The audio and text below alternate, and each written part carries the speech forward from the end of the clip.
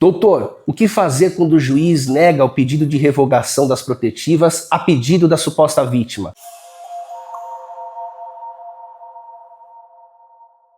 Seja bem-vinda, seja bem-vindo ao canal Lei Maria da Penha em Foco. Sou Júlio Konkowski e no vídeo de hoje vamos bater esse papo e responder essa dúvida para lá de recorrente, principalmente de muitas mulheres vítimas de violência doméstica que pedem a revogação das protetivas e muitas vezes o juiz nega. Então vamos tratar desse tema aqui hoje, nesse vídeo. Fique até o final e não esqueça o seu like. Então vamos lá, pessoal. Primeiro ponto, as medidas protetivas, elas são concedidas geralmente a partir e com base na palavra da mulher que se diz vítima. Então, nós sabemos que a Lei Maria da Penha é um microsistema de proteção à mulher vítima de violência doméstica, e esse microsistema atribuiu centralidade à palavra da suposta vítima. Então, quando a suposta vítima apresenta o seu relato, dizendo que foi vítima de violência doméstica, geralmente o juiz tem um prazo de 48 horas para apreciar esse pedido, e geralmente nós sabemos o juiz acaba concedendo essas protetivas em forma de restrição contra aquele apontado autor do fato. Pois bem,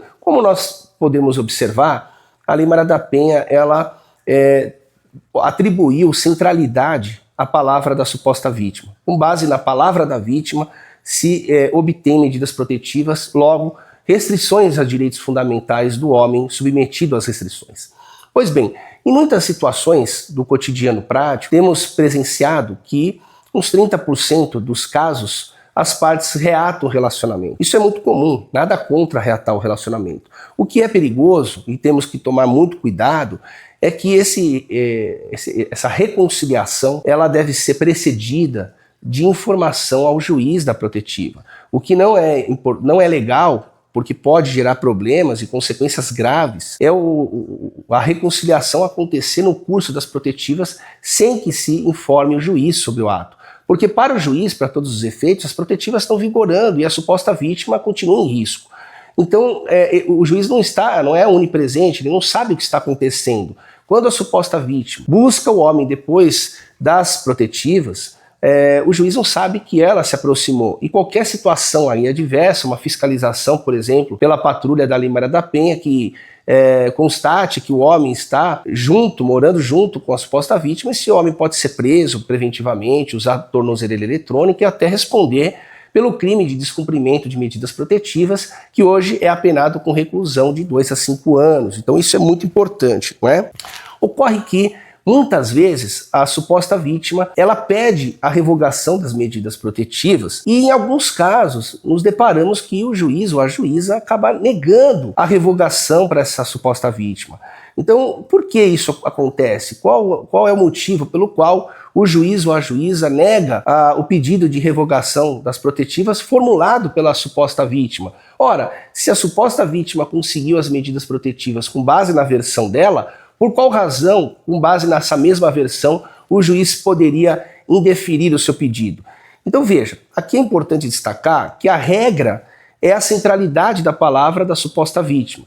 Com base nessa centralidade, o juiz concede as protetivas, como também as revoga. Ocorre que há situações peculiares em que o juiz ele fica atento a respeito do pedido de revogação formulado pela suposta vítima. O juiz fica com dúvidas razoáveis e por essa razão muitas vezes acaba indeferindo o pedido em algumas situações.